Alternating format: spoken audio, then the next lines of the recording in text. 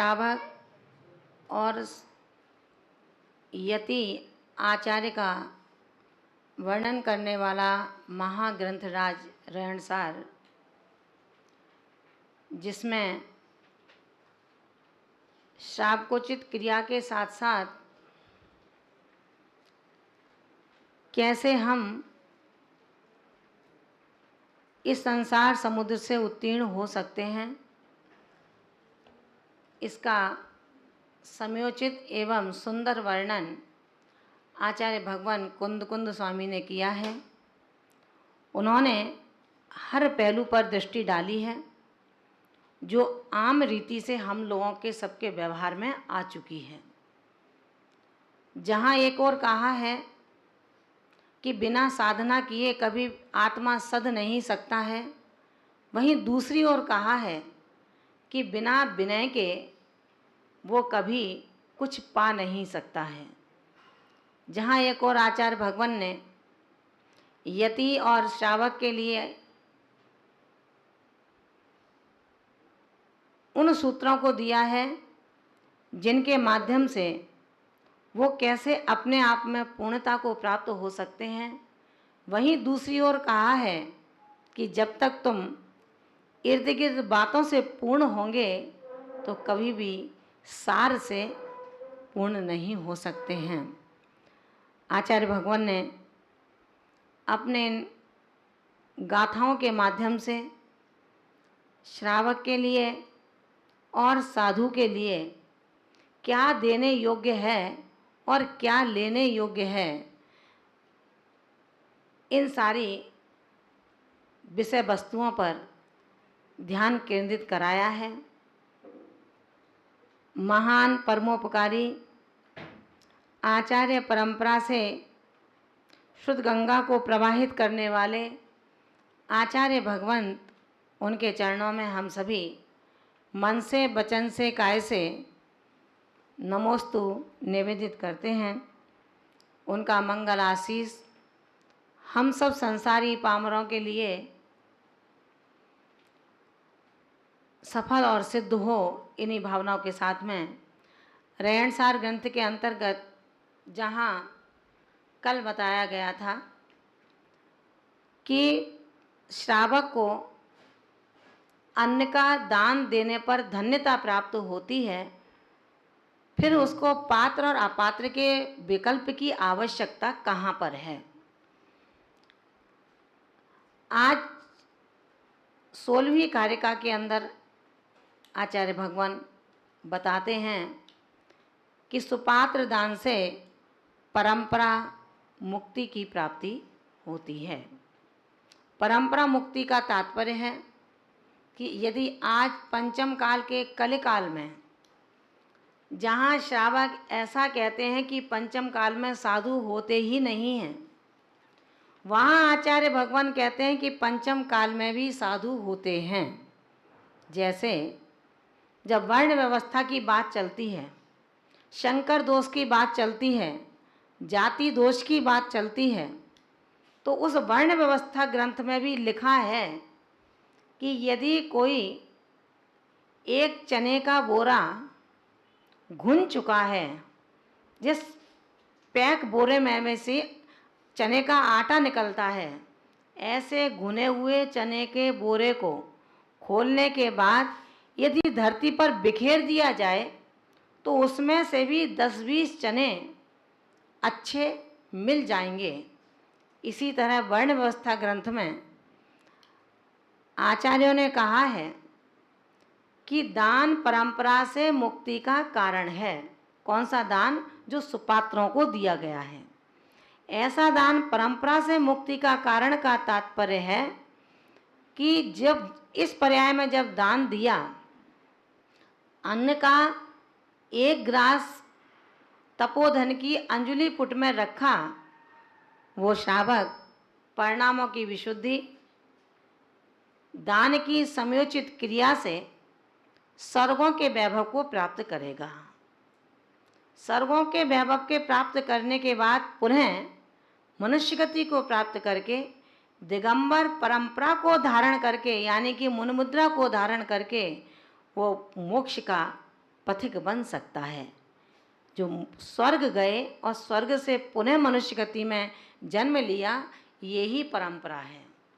आचार्य भगवान आज कहते हैं सुपात्र दान का जो फल है वो परंपरा से मुक्ति का कारण है। दीर्ण दे सुपत्ति दानम विशेष दोहोदि भोग सग मही।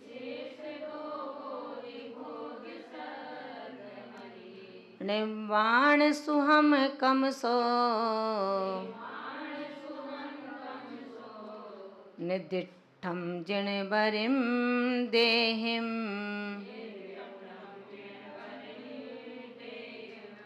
दीर्ण दे सुपत्ति दानम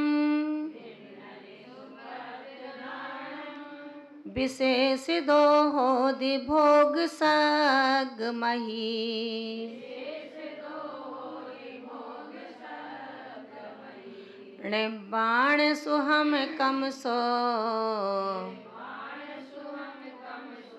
निदिठम जिण बरिम देहिम।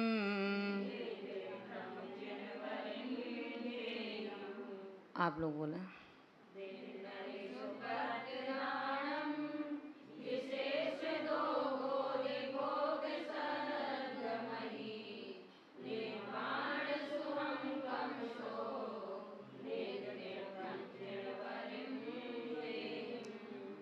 यहाँ पर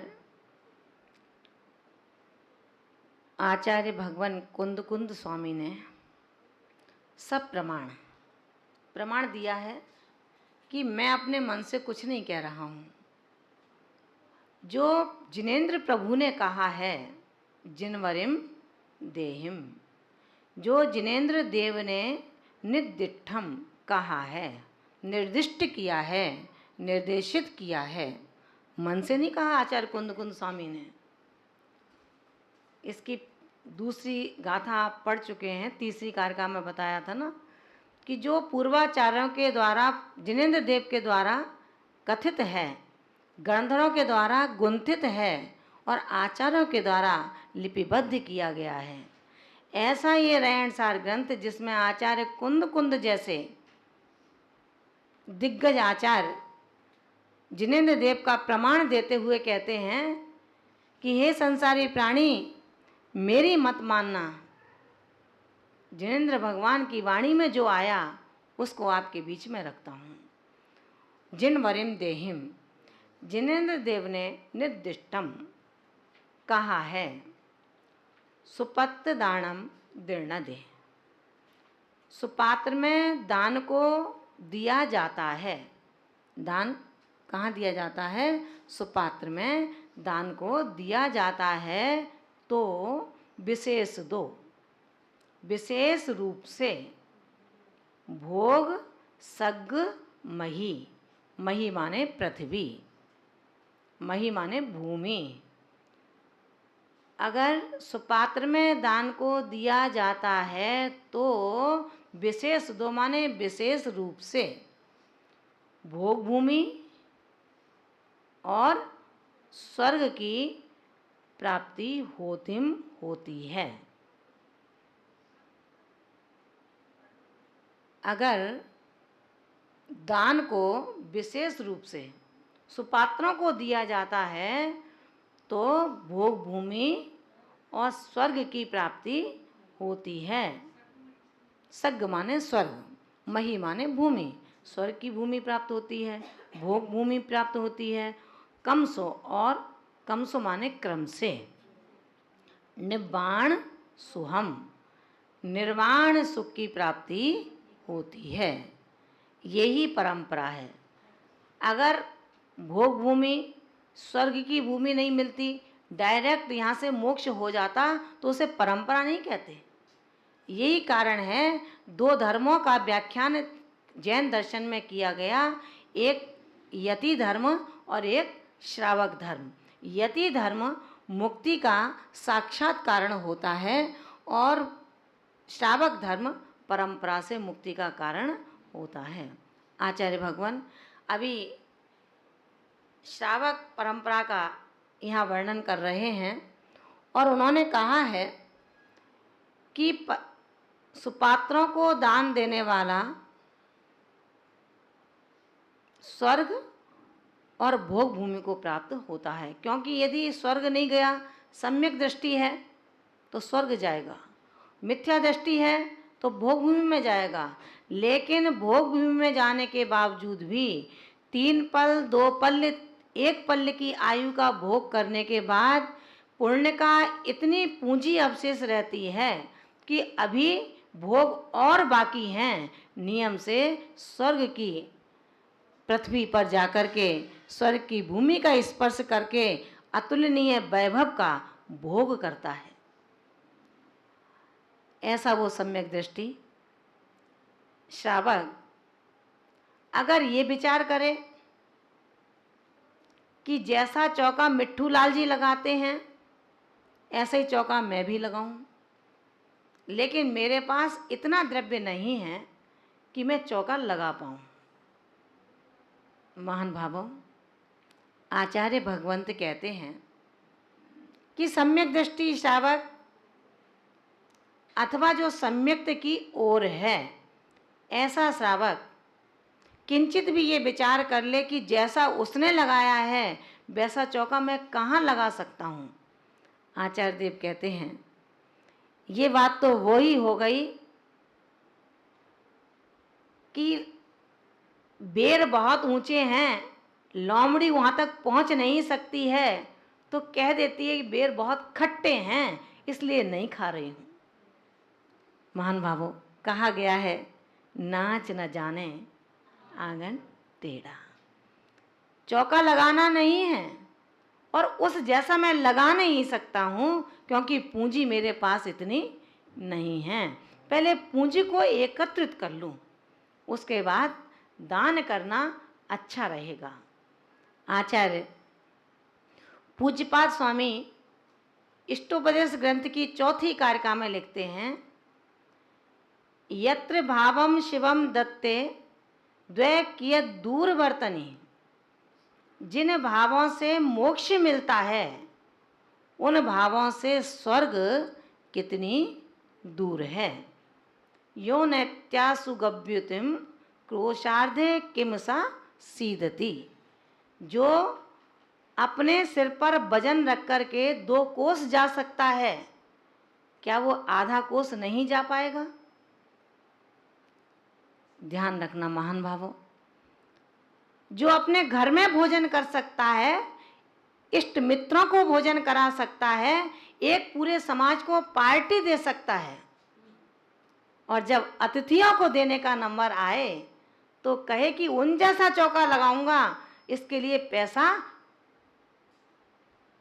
आचार्य पूज्यपाद स्वामी कहते हैं, हे भव्यात्मा, केवल अपने भावों को बना। जब तेरे भाव तेरे इष्ट मित्रों को जिमा सकते हैं तो क्या आए हुए अतिथि को नहीं जिमा सकते? इष्ट मित्र दोनों हाथों से खाएगा और बिगाड़ेगा। अपने परिणामों को बनाने की आवश्यकता है। जो भाव तेरे मित्रों को जिमा सकते हैं वो क्या अतिथि को नहीं जिमा सकते? जो भाव मोक्ष दे सकते हैं वो क्या स्वर्ग को नहीं दे सकते? आचार्य कुंद कुंद स्वामी ने हम सबको यही निर्देशित किया कि आपके शहर में, आपके नगर में, आपके गली और मोहल्ले में कभी भी कोई ऐसे रत्नत्रयी तपोधन अतिथि पधारें तो निश्चित रूप से उनके चरण आपके देहरी का उल्लंघन करें, आपके घर के अंदर जाएं और आपके अन्न के वो टुकड़े उनके आहार का कारण बन जाएं, तो निश्चित रूप से वो श्रद्धालु आत्मा, उसका घर स्वर्ग की भूमि से कहीं कम नहीं होता है। और जिसके यहाँ पर कभी भी उन अतिथियों के पैर ही ना पड़े हों, जिसके मन मंदिर में उन अतिथियों के लिए दान का भाव ही ना आया हो, शायद मैं समझती हूँ मनुष्य पर्याय को पाने के बावजूद भी उसने अपने मनुष्य पर्याय को ऐसे ही व्यर्थ किया है जैसे मित्र ने चिंतामणि रत्न दिया और कौवा कांव कांव करता था, उसे भगाने के लिए उस चिंतामणि रत्न को फेंक दिया।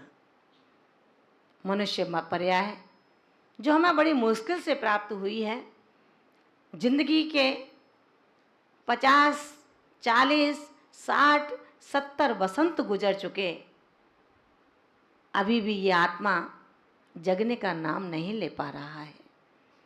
कभी मित्रों के कहने में आ जाता है, कभी पत्नी के कहने में आ जाता है, और कभी अपनी आंखों से जो देख लेता है, इसको मैं भी प्राप्त कर लूं, इसके चक्कर में पड़ जाता है। वस्तु स्थिति का विश्लेषण करने की क्षमता जिस आत्मा के अंदर मौजूद है, लेकिन फिर भी इर्द गिर्द की संगति उसको अपने आत्मा का अन्वेषण नहीं करने दे रही है। आचार्य भगवंत ने हमें ये बता दिया कि हे भव्य, तेरे अंदर इतनी क्षमता है, तू केवल शुद्ध आहार बना, और जब उन यतियों का प्रतिग्रहण का समय हो, अपने दरवाजे पर खड़ा हो जा। मंदिर में आकर के मत पड़ गाना, अपने घर घर जाकर के प्रतिग्रहण करो। हमारे यतिराज आपके घर घर के रास्तों पर जाते हैं, उन रास्तों को अपनी चरण धूलि से परम और पवित्र कर देते हैं। ऐसे यतिराज जब आपके यहाँ पर आहार ग्रहण करेंगे, जब आपके यहाँ पर अपने चरणों को रखेंगे, तो आपके परिवार का, आपके घर का संपूर्ण वातावरण प्रसन्न और प्रफुल्लता से भर जाया करता है। आचार्य भगवंत ने परंपरा से मुक्ति कारण सुपात्र दान का हेतु बताया। आगे की कारिका में उन्होंने कहा कि इन सुपात्रों में जो उत्तम पात्रों को दान देता है, वो उत्तम फल को प्राप्त होता है। आचार्य भगवंत दान की महिमा का वर्णन करते हुए हमें हर कदम पर यह बताने का उन्होंने पुरुषार्थ किया है कि कभी भी अपने द्रव्य को अन्याय से अर्जित न करें। न्यायोचित द्रव्य को अर्जित करने के बावजूद भी उसका अन्याय रीति से भोग न करें।